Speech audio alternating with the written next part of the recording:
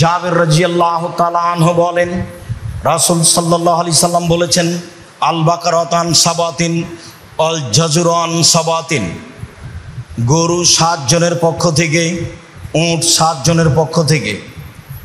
গরু 7 জনের পক্ষ থেকে কুরবানি করা যায়, উটকেও 7 জনের পক্ষ থেকে কুরবানি করা যায়। ইবনে আব্বাস রাদিয়াল্লাহু তাআলা আনহু বলেন, কুন্না মান নবী সাল্লাল্লাহু আলাইহি সাল্লাম ফি সাফারিন ফাহাজার আল আজহা। আমরা একদা রাসূলের সাথে সফরে ছিলাম, কুরবানির সময় হয়ে গেল। ফাস্তারাকনা ফিল বাইরাতে আশারা অফিল বাকারাতে সাবা। আমরা উটে 10 জন অংশগ্রহণ করলাম আর গরুতে 7 জন অংশগ্রহণ করলাম।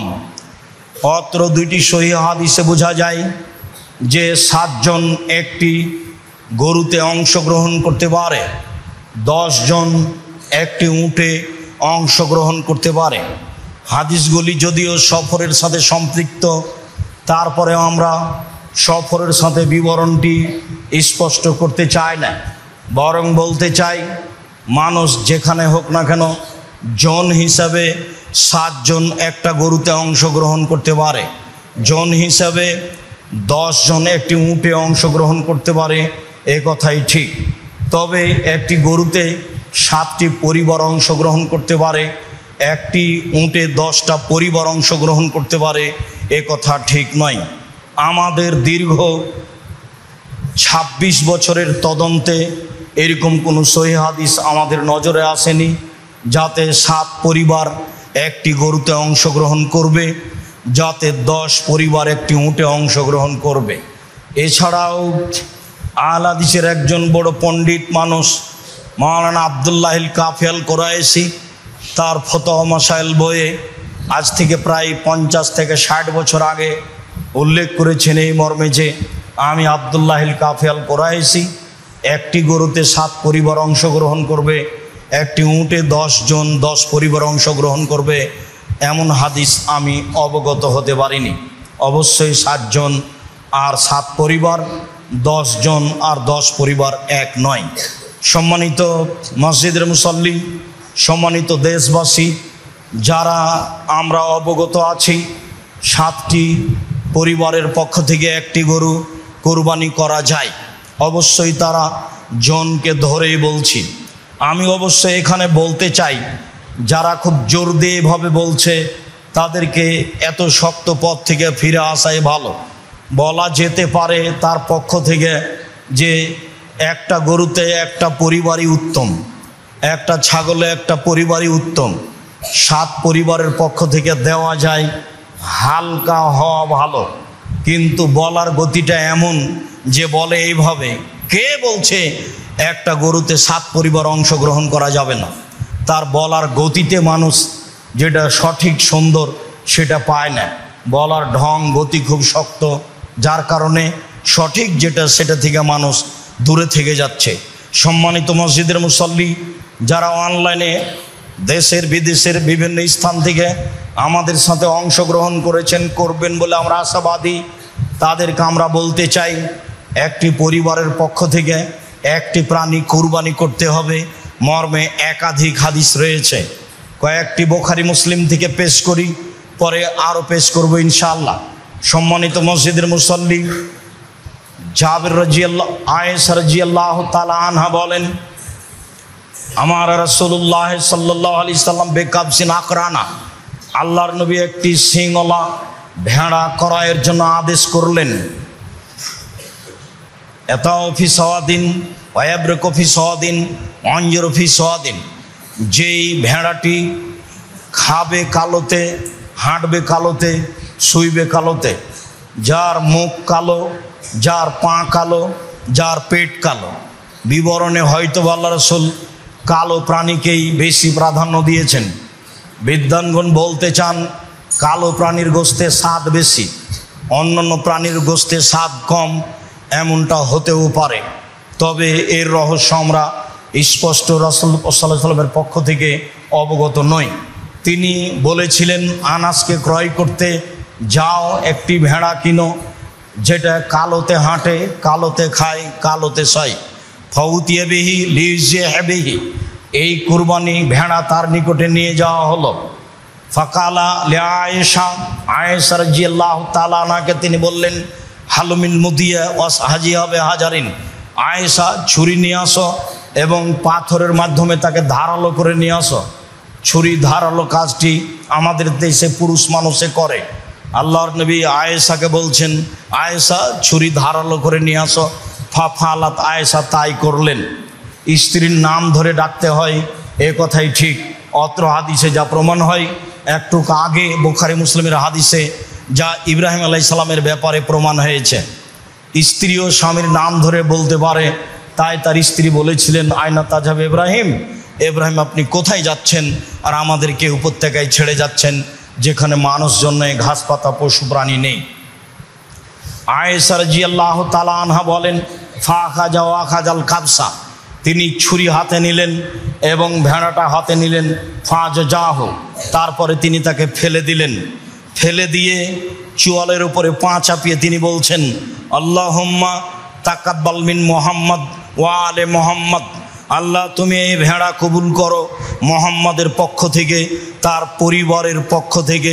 বিসমিল্লাহ আল্লাহু আকবার, বিসমিল্লাহ আল্লাহু আকবার বলে এই দোয়া পড়ে তিনি পশু কুরবানি করলেন। একটি ভেড়া কুরবানি করলেন তার পক্ষ থেকে, তার পরিবারের পক্ষ থেকে। হাদিস বুখারী মুসলিম। সম্মানিত মসজিদের মুসল্লি, আয়েশা রাদিয়াল্লাহু তাআলা আনহা বলেন, কানান নবী সাল্লাল্লাহু আলাইহি সাল্লাম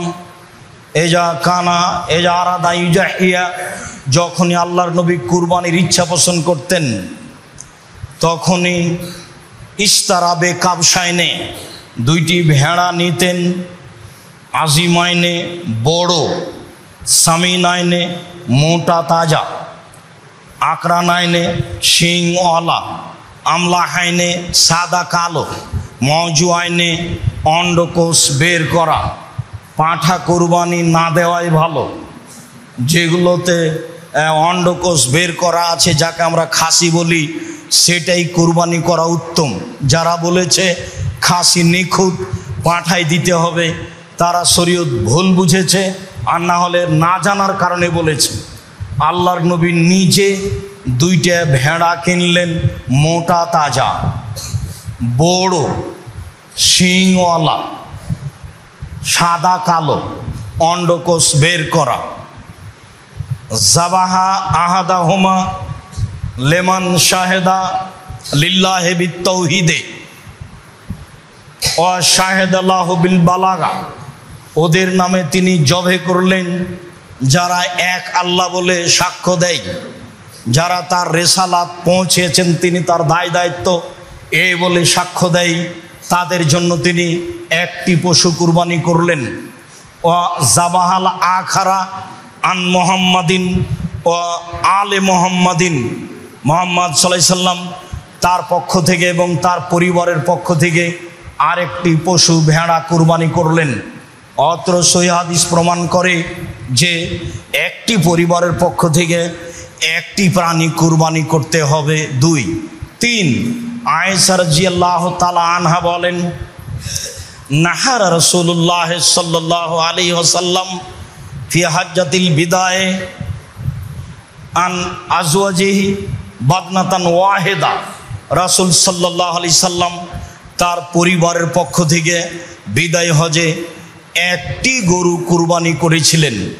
অত্র সহিহ হাদিস প্রমাণ করে রাসূল সাল্লাল্লাহু আলাইহি সাল্লাম পরিবারের পক্ষ থেকে একটি প্রাণী কুরবানি করেছিলেন।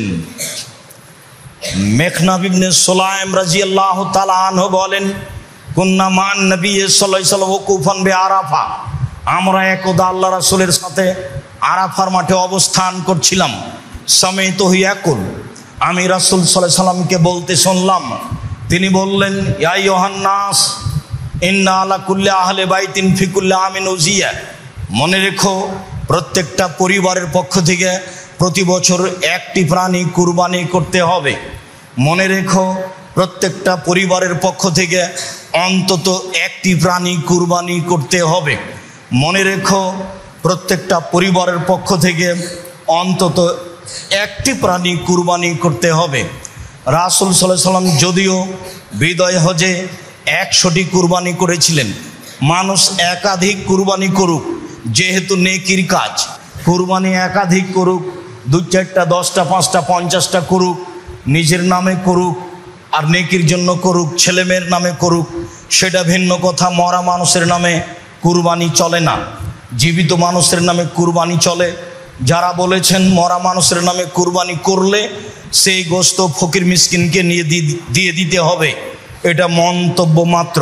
কুরবানির পশু মরা মানুষের পক্ষ থেকে জবে করতে হবে মর্মে যে হাদিস এসেছে, সে হাদিস অগ্রহণীয়।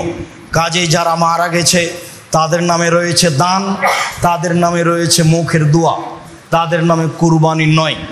তাদের নামে হজ করতে পারে, যা স্পষ্ট শরীয়ত দ্বারা প্রমাণিত হয়।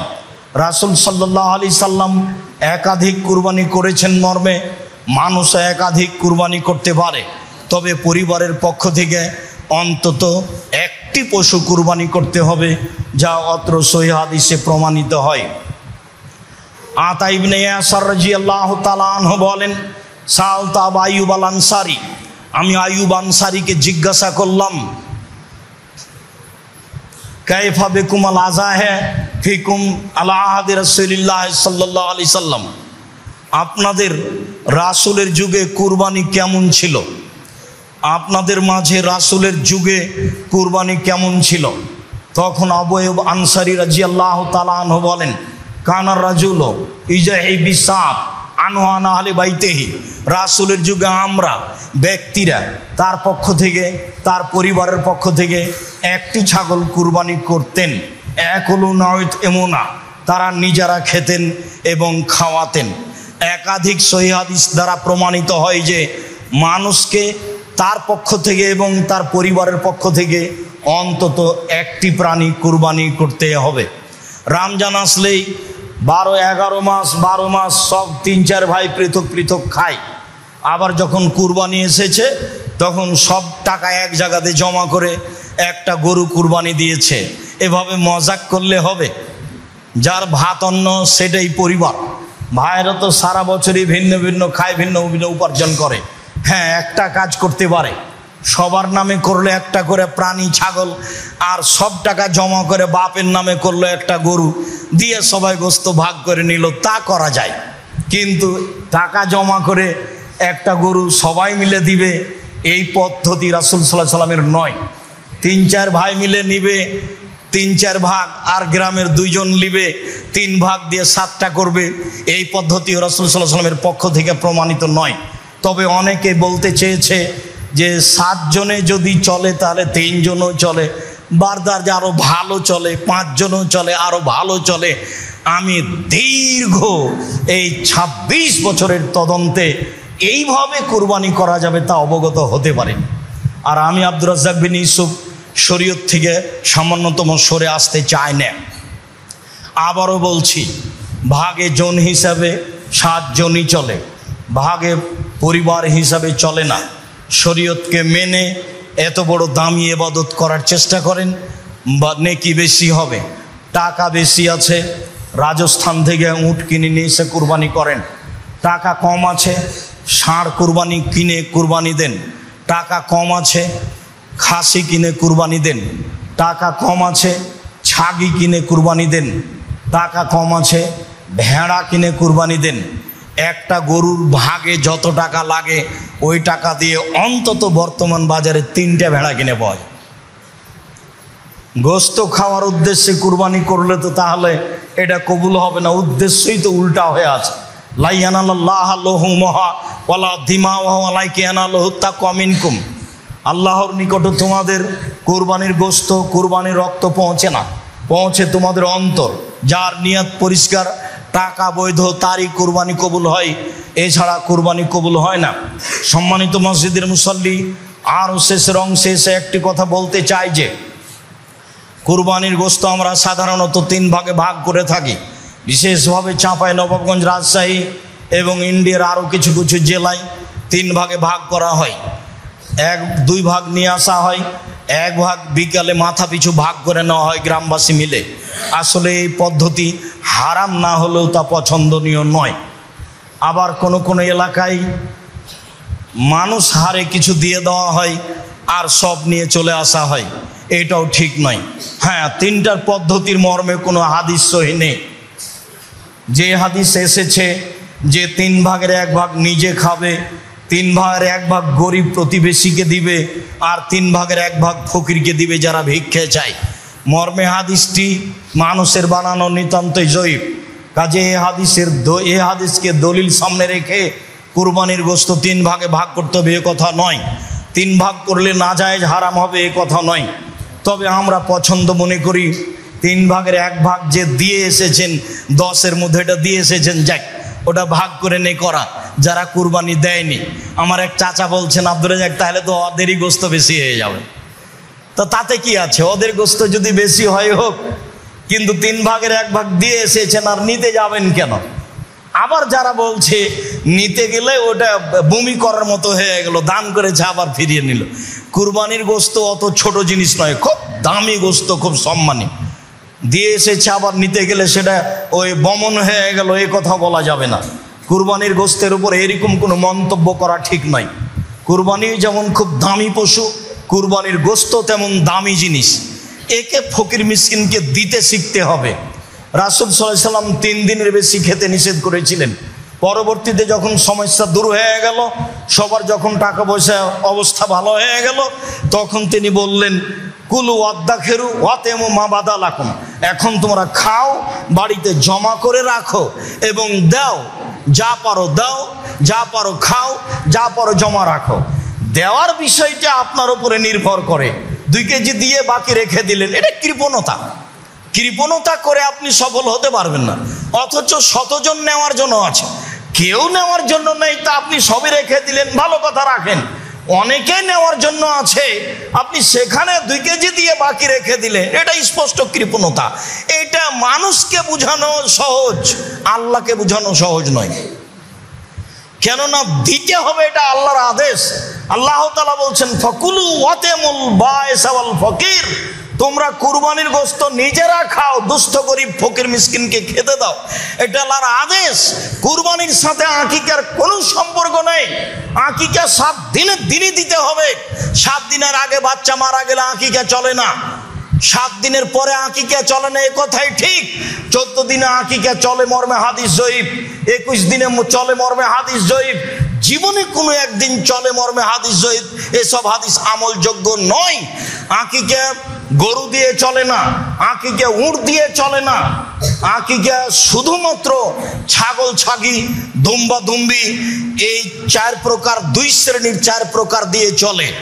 আর কুরবানি ছাগল ছাগি, দুম্বা দুম্বি, গরু গাভী, মহিষ মহিষী, উট উটনি সব দিয়ে চলে। গোশত দিতে বাধ্য। আশেপাশে যদি গরিব মানুষ না থাকে আর যদি না দেয়, তাহলে এ গুনাহগার হবে, এ আল্লাহর আদেশকে মানেনি, এ কৃপণ, সে ক্ষতিগ্রস্ত হবে। আর আকিকার গোশত ব্যক্তিগত গোশত, সে খাবে কি দিবে সেটা তার ব্যাপার। আকিকা করে নেকি হয় না, আকিকা করে বাপের জিম্মেদারি নামে। আর কুরবানি হচ্ছে নেকির কাজ। কুরবানি অনেক বড় নেকির কাজ, যেসব মাধ্যম দিয়ে আল্লাহকে খুব বেশি সন্তুষ্ট করা যায়, তার একটা বড় মাধ্যম হচ্ছে কুরবানি। সম্ভবপর মানুষ কুরবানি করার চেষ্টা করবে আল্লাহকে সন্তুষ্ট করার জন্য, এই কথাই ঠিক। আলোচনার শেষে এসে আরেকটি কথা, উম্মু সালমা রাদিয়াল্লাহু তাআলা আনহা বলেন, রাসূল সাল্লাল্লাহু আলাইহি সাল্লাম বলেছেন, মানরা হেলাল জিলহিজ্জা ওয়ারাদা ইউজাহিয়া ফালা ইয়াখুজ মিন শারিহি ওয়ালা মিন আসফারিহি, কেউ যদি কুরবানির চন্দ্র দেখে তাহলে সে নখ চুল কাটতে পাবে না, এটা আল্লাহ রাসূলের আদেশ। যারা কুরবানি করবে তাদের উপরে এই আদেশ, এ কথাই ঠিক। ছেলে মেয়ে যদি না করে, নাও করতে পারে, তবে ছেলে মেয়ে যারা কুরবানি দিচ্ছে না তারা নখ কাটলে গুনাহগার হবে, এ কথা নয়। আর চন্দ্র উঠলে, কুরবানির চন্দ্র উঠলে গরু ছাগল জবে করা যাবে না, এ কথা মিথ্যা। গরু ছাগল জবে করতে পাবে না যে হজ করার জন্য ইহরাম বেঁধেছে সে। স্বাভাবিক মানুষ যেদিন হজের আলোচনা, আপনার জুলহিজ্জার আলোচনা আসবে, সেদিন আমরা আপনাদের সামনে বিস্তারিত বলবো। আজকের আলোচনার পুনরাবৃত্তি। সম্মানিত মসজিদের মুসল্লি, আমাদের যে কুরবানি, এই কুরবানি ইব্রাহিম আলাইহিস সালামের কুরবানি। ইব্রাহিম আলাইহিস সালাম থেকে যে কুরবানি চালু হয়েছে সেটাই আমাদের কুরবানি। যদিও কুরবানি প্রথা আদম আলাইহিস সালাম থেকেই চালু রয়েছে। আদম আলাইহিস সালামই তার দুই ছেলেকে কুরবানি করার জন্য আদেশ করেছিলেন, যা কোরআন মাজিদ দ্বারা প্রমাণিত হয়। ইতিহাস আমরা সংক্ষিপ্তভাবে উল্লেখ করেছি। এরপরে বলতে চাচ্ছি, সম্মানিত মসজিদের মুসল্লি, দাঁত দেখে, লেজ ভালো দেখে, কান দেখে, চক্ষু দেখে কুরবানি কিনতে হবে। এটা আল্লাহ রাসূলের আদেশ। আল্লাহকে সন্তুষ্ট করার জন্য পশু কিনতে হবে কুরবানির, এ কথাই ঠিক। এরপরে 7 জনে নয়, বরং 7 পরিবারের পক্ষ থেকে একটি পশু কুরবানি করতে হবে, এ কথা নয়, বরং একটি পশু একটি পরিবারের পক্ষ থেকে কুরবানি করতে হবে, এ কথাই ঠিক। অন্তত একটি পরিবারের পক্ষ থেকে একটি পশু কুরবানি করতে হবে, এ কথাই ঠিক। 7 জন আর 7 পরিবার এক নয়। বিষয়টি বিবেচনা করার জন্য বারবার অনুরোধ জানাচ্ছি। একটি পশুতে 7 জন অংশগ্রহণ করতে পারবে না, এ কথা আমরা কোনোদিনই বলিনি। একটি গরুতে 7 জন অংশগ্রহণ করতে পারে, একটি উটে 10 জন অংশগ্রহণ করতে পারে, তবে 10 পরিবার অংশগ্রহণ করবে এমন হাদিস আমাদের অবগতিতে আসেনি। যারা খুব জোরালো দাবি জানিয়ে বই পুস্তক লিখেছে, তাদের বইগুলি, তাদের কলমগুলি একাধিক দিন আমরা পড়ে দেখেছি, তাতে আমাদের কাছে স্পষ্ট হয়নি, বরং জোর করে চেষ্টা করা হচ্ছে, এটা আমরা বুঝেছি। সরাসরি যেটা প্রমাণ হচ্ছে সেটাই করলে ভালো হবে। একাধিক হাদিস রয়েছে, ব্যক্তি ও তার পরিবারের পক্ষ থেকে অন্তত একটি পশু কুরবানি করতে হবে। সম্মানিত মসজিদের মুসল্লি, কুরবানির গোশত 3 ভাগ করতে হবে, এ কথা নয়। 3 ভাগ করলে গুনাহ হবে, এ কথাও নয়। তবে 3 ভাগ করে 1 ভাগ দিয়ে এসেছে, এটা না নেওয়াই ভালো। যারা কুরবানি করেনি, দিতে পারেনি, দেয়নি, তারাই ভাগ করে নেক, এ কথা ঠিক। কুরবানির গোশত আত্মীয় স্বজনকে দিতে হবে না, এটা নয়, দিতেই হবে, এ কথাও নয়। কুরবানির গোশতে আত্মীয় স্বজন রক্ষা করতে হবে, এ কথা নয়। এই যে আম হচ্ছে এখন, চাঁপাইনবাবগঞ্জের মানুষ, রাজশাহীর মানুষ আত্মীয় স্বজনের বাড়ি আম পাঠিয়ে আত্মীয়তা রক্ষা করবে। কুরবানির গোশত আত্মীয়র কাছে পাঠাতে হবে জরুরি, এমনটা নয়। পাঠানো যাবে না, এ কথা নয়, এটা স্বাভাবিক গতিতে রাখতে হবে। মর্মে মসজিদের সকল মুসল্লিকে এবং সাথে সাথে অনলাইনে যারা আমাদের সাথে রয়েছেন তাদেরকে সময়ের গতিতে আমাদের খুতবা যারা দেখবেন, শুনবেন, জানবেন, তাদেরকে অনুরোধ জানাচ্ছি, একমাত্র আল্লাহকে সন্তুষ্ট করার আশায় সহিহ হাদিসকে সামনে রেখে কুরবানি করুন। আল্লাহ আপনাদের তৌফিক দান করুক, আল্লাহুম্মা আমিন। আল্লাহ, তুমি আমাদের এই কুরবানি তোমার রাসূলের পদ্ধতিতে করার তৌফিক দান করো। আল্লাহ, তুমি আমাদের জামিয়া সালাফে কবুল করো। জামিয়া সালাফের ব্যাপারে যারা শত্রুতা করে, তুমি তাদেরকে দমন করো, তুমি তাদেরকে হেদায়াত দান করো। আমাদের যে সমস্যা রয়েছে সেই সমস্যাগুলি তুমি দূর করে দাও। সকল মুসলিম ভাই বোনের জামিয়া সালাফের প্রতি ভালোবাসা দাও, তারা যেন ভালোবাসার সাথে জামিয়া সালাফের সার্বিক কাজে দানের হাত, সহায়তার হাত প্রশস্ত করতে পারে, এটা তুমি কবুল করো। আমরা খাকসার সাধারণ মানুষ, আমরা তোমার দরবারে জোরালো দাবি জানাচ্ছি, তুমি জামিয়া সালাফের সার্বিক সমস্যা দূর করে যারা জামিয়া সালাফেকে ভালোবাসে, যারা জামিয়া সালাফে কিছু দান খেরাত করে, তুমি তাদের অর্থ সম্পদে বরকত দান করো, তুমি তাদের অর্থ সম্পদের নিরাপত্তা দান করো। যাদের আত্মীয় স্বজন তাদের মারা গেছে, তুমি তাদের কবরের শাস্তি মাফ করো। তৃতীয় জন হবে শয়তান। সাবধান। আল্লাহ রাসূল বলছেন, ইয়াকুমুল মুগিবাত, যেই মহিলার স্বামী নেই ওই বাড়িতে যায় না। ইয়াকুমুল মুগিবাত, যেই মহিলার স্বামী নেই সে বাড়িতে যায় না। আবু হুরায়রা রাদিয়াল্লাহু তাআলা আনহু বলেন, আল্লাহর নবী বলেছেন, ইয়াকুমুদ দুখুল আলা নিসায়ে, সাবধান, মহিলা যেখানে আছে সেখানে যায় না। বুখারী মুসলিমের হাদিস। সাবধান, মহিলা যেখানে আছে সেখানে যায় না।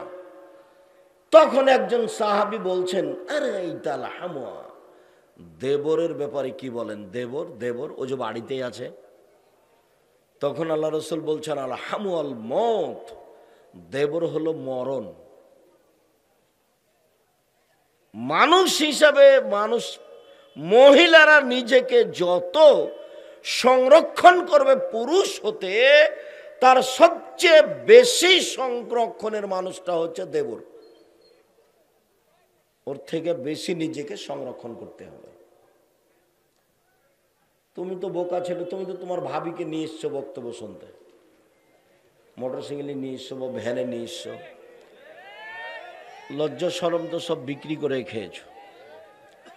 রাসূল সাল্লাল্লাহু আলাইহি সাল্লাম বলেন, ইন্নাল মারাতা তুকবালু ফি সূরাতি শায়তান ওয়া তুদবিরু ফি সূরাতি শায়তান, নিশ্চয়ই মহিলারা শয়তানের বেশ ধরে আসে, শয়তানের বেশ ধরে যায়। নিশ্চয়ই মহিলারা শয়তানের বেশ ধরে আসে, শয়তানের বেশ ধরে যায়।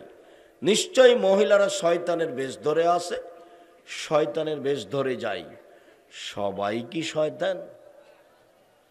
তাহলে আয়েশা রাদিয়াল্লাহু তাআলা আনহা, তাহলে আবু বকর, খাদিজা রাদিয়াল্লাহু তাআলা আনহা। খাদিজাকে আল্লাহ সালাম দেন, জিবরাইল সালাম দেন, তারা অনেক উপরের মানুষ। মহিলাদেরকে এইরকমই হওয়ার চেষ্টা করতে হবে। রাসূল সাল্লাল্লাহু আলাইহি সাল্লাম বলেন, আল্লাহ না তো আল ওয়াসিলা আল মুস্তাওসিলা, যেসব মহিলা মাথায় পরচুলা লাগায় তার উপরে অভিশাপ। অল ওয়াসিমা আল মুস্তাওসিমা, যেসব পুরুষ মহিলারা উল্কি করে গায়ে তাদের উপরে অভিশাপ। যারা অল মুতানাম্মিসাত, ভুরু তুলে ফেলে চিকন করে, ওদের উপরে অভিশাপ। অল মুতাফাল্লিজাত, যারা দাঁত চিকন করে ছিলে, এদের উপরে অভিশাপ। এরা আল্লাহর সৃষ্টিকে পরিবর্তন করে। সম্মানিত দিনী ভাই বোন, মহিলাদের ব্যাপারে আল্লাহ রসুলের পক্ষ থেকে অনেক কঠোর সতর্কবাণী আছে। আপনারা ঈমান আমান বাঁচাতে অন্তত দুইটা জিনিস থেকে বেঁচে থাকবেন, নারী আর অবৈধ উপার্জন। নারী আর অবৈধ উপার্জন আপনাকে বেশি বেকায়দায় ফেলবে। এই ব্যাপারে আপনি সাবধান থাকবেন। সব সময় আল্লাহর কাছে আশ্রয় চাইবেন। আল্লাহ যেন আপনাকে নারী এবং সম্পদ দিয়ে পরীক্ষা না করে। সম্পদ আপনি উপার্জন করেন, বৈধ অনেক সম্পদ উপার্জন করেন। আমি নারীদের ব্যাপারে আপনাদেরকে সতর্ক সাবধান করে আপাতত আজকের মতো কথা এখানেই শেষ করলাম। একটু এই ছেলে থামো, মনে রাখতে হবে জামিয়া সালাফিয়ার অনেক দিন প্রচারের মাধ্যম আছে। তার বড় মাধ্যম হচ্ছে প্রতিষ্ঠান নিজেই, দেশের সবচেয়ে বড় প্রতিষ্ঠান। বড় মাধ্যম হচ্ছে আল ইতেসাম পত্রিকা, যেটা সাথে আছে। বড় মাধ্যম হচ্ছে সারা দেশ জুড়ে আর দাওয়া ইলাল্লাহ, দেশ জুড়ে মক্তব্য পরিচালনা করতে হবে। যাওয়ার পূর্বে আব্দুল্লাহর বইগুলি নিয়ে যাবেন। ফিলিস্তিনের উপরে লিখেছে, বুখারীর ব্যাখ্যা লিখেছে ব্যতিক্রম, মিন্নাতুল বারি, অন্যান্য বই আছে। বিশেষ করে আল ইতেসাম পত্রিকা নিয়ে যাবেন।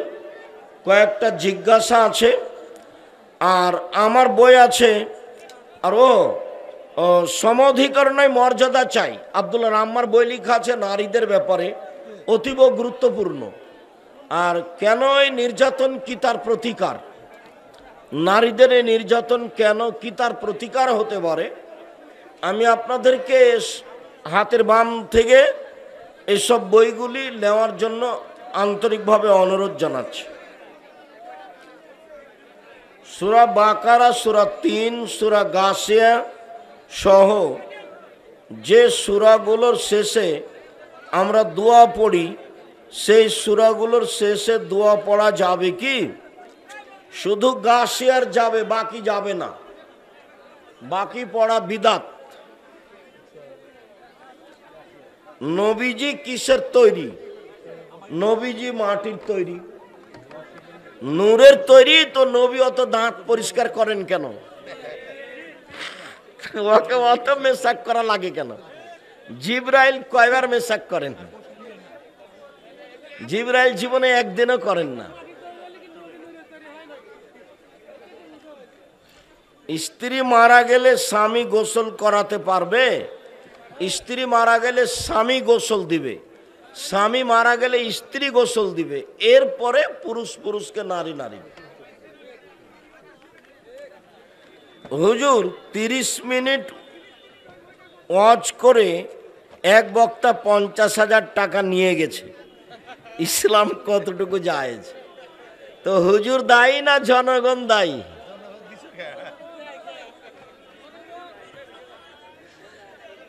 জনগণের বিবেক থাকতে হবে। ওরাও ফাঁকি দিচ্ছে, জনগণও জনগণকে ফাঁকি দিচ্ছে।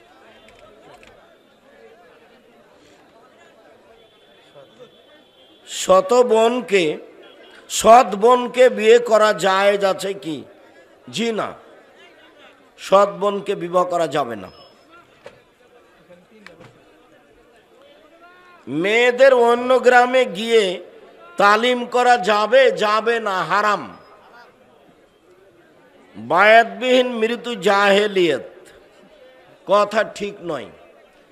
অনেক আমির, কার সাথে বায়াত করবেন?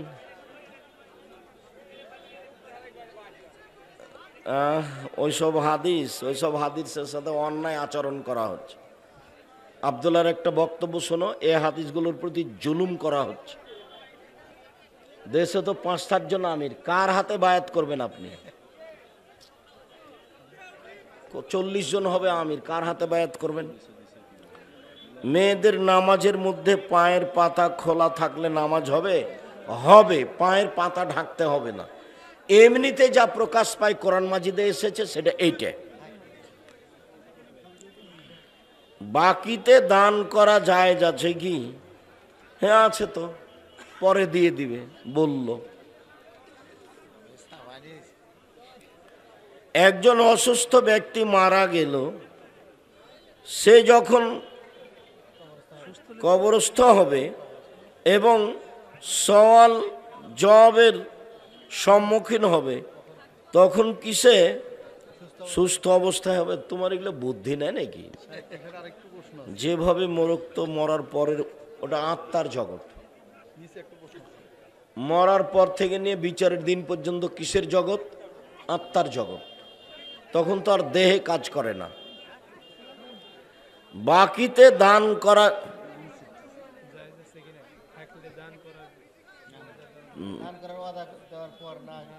ওয়াদা দেওয়ার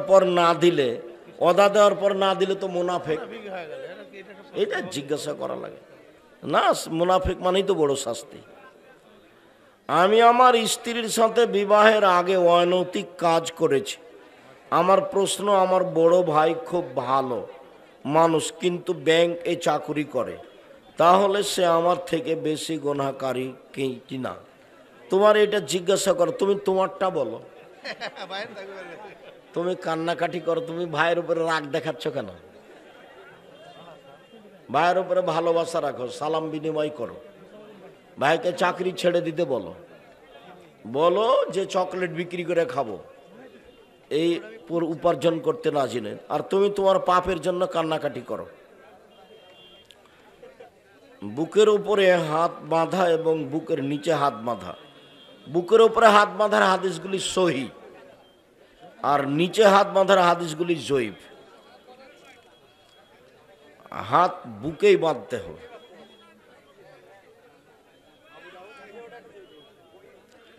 মানুষ কিসের তৈরি? মাটির তৈরি। রুকু এবং সিজদায় সর্বনিম্ন কয়বার বলবো? সর্বনিম্ন একবার, বার নাই, বারের হাদিস একটাও ঠিক নয়, যে যা পারে। নামাজের সময় সূরা মিলিয়ে পড়া কি আবশ্যক? যদি মনের ভুলে পরের সূরা আগে পড়ে তাহলে কোনো সমস্যা নেই। আগের সূরা পরে, পরের সূরা আগে, কোনো সমস্যা নেই। বা সূরা ফাতিহা হলেই হবে, অন্য সূরা যেটা পারবেন পড়বেন। আসসালামু আলাইকুম ওয়া রাহমাতুল্লাহি ওয়া বারাকাতুহু। ওস্তাজি, আমাদের অনেক দিনের ইচ্ছা কর্ণসূতি কামারখন্দ সিরাজগঞ্জে আল জামিয়া সালাফিয়ার শাখা চালু করব। তোমরা জমি জায়গা ঠিক করো, দেখা যাক কি হয়, আল্লাহ ভরসা। নিজের ছেলে মেয়ে বা ভাই বোনের ছেলে মেয়েকে কি আব্বা বা মা বলে ডাকা যাবে? যাবে, কোনো সমস্যা নেই। যেটা নিষেধ সেটা হলো স্বীকৃতি দেওয়া। যেটা নিষেধ সেটা কি? স্বীকৃতি দেওয়া। আমরা শ্বশুরকে আব্বা বলি, তো আমাকে যদি জিজ্ঞাসা করে তোমার বাপের নাম কি, তো কি শ্বশুর নাম বললো? ওটা সম্মানে বলে, এটা নাজায়েজ নয়। যারা বলছে তারা বুঝতে না পারে বলছে। আমার চাচাতো বোন যদি ছোটবেলায় আমার মায়ের দুধ পান করে, সেই চাচাতো বোনকে কি আমি বিয়ে করতে পারবো? জি না, চিরদিনের জন্য হারাম। ইসলামী সম্মেলন করার জন্য আপনাকে দাওয়াত দেওয়ার জন্য যোগাযোগ করলে আমাদের জানানো হলো আগস্টে যোগাযোগ করবেন। আগস্ট থেকে অক্টোবর পর্যন্ত যোগাযোগ করলে বলে ওস্তাদজি রাতের কোনো প্রোগ্রাম করবেন না। এটা দেশের কারণে বলেছিলাম, ওই যখন সমস্যা দেখা গেছে রাস্তাঘাটে খুব হতে লাগলো, ছিনতাই ডাকাতি, তখন এটা বলেছিলাম যে রাতে প্রোগ্রাম করব না, দিনে করব, এই জন্য কথাটা এসেছিল। একজন মহিলা মাসিক থেকে পবিত্রতা অর্জন করে আসরের নামাজের আগে, এখন সেই মহিলা কি আসরের নামাজের সাথে জোহরের নামাজ আদায় করবে? জি না, শুধু আসর করবে। জুমা ফরজ নামাজের পরে সুন্নাত কত রাকাত? 4 রাকাত। বাড়িতে পড়লে 2 রাকাত, মসজিদে পড়লে 4 রাকাত, 2 সালামে। জুমা নামাজের আগে 4 রাকাত কাবলা জুমা পড়া জরুরি কি? জুমার আগে নির্ধারিত সলাত নেই, যে যা পারে অন্তত 2 রাকাত। জুমার সলাতের পূর্বে নির্ধারিত সুন্নাত নেই, যে যা পারে অন্তত 2 রাকাত। বাংলা কোরআন পড়া যাবে না, উচ্চারণ ঠিক নয়। ওই যে আরবি কোরআন মাজিদে উচ্চারণ করে বাংলা লেখা আছে। শুক্রিয়া, জাযাকুমুল্লাহ খায়ের। টাকা না থাকলে অন্তত ইতেশাম পত্রিকা হাতে নিয়ে যাবেন, যে কোনো বই একটা হাতে নিয়ে যাবেন। এটাও দিন প্রচারের অনেক বড় মাধ্যম। যেখানে আমরা যেতে পারি না সেখানে বইগুলি যায় সহজেই। সুবহানাকা আল্লাহুম্মা ওয়া বিহামদিকা আশহাদু আল্লা ইলাহা ইল্লা আনতা আস্তাগফিরুকা ওয়া আতুবু ইলাইক। আসসালামু আলাইকুম ওয়া রাহমাতুল্লাহ।